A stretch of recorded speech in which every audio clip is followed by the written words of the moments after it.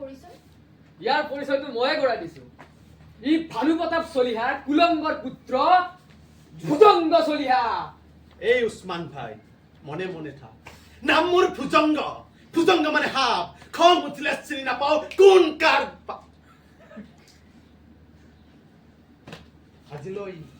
আজিলৈ আমাৰ মুলাকাত ইমানতে সামৰিছো।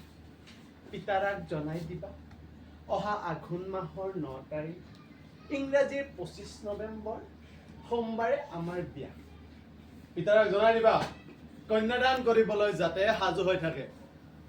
আৰু যদি কন্যাদান নকৰে? আৰে ভুজংগৰ গড়ালত তেজ চেলেকিবলৈ জিভা মেলি থকা পোহনীয়া কুকুৰৰ অভাৱ নাই। গড়ালৰ দুৱাৰ খুলি দিলেই বুঢ়াৰ মাংস তেতৰ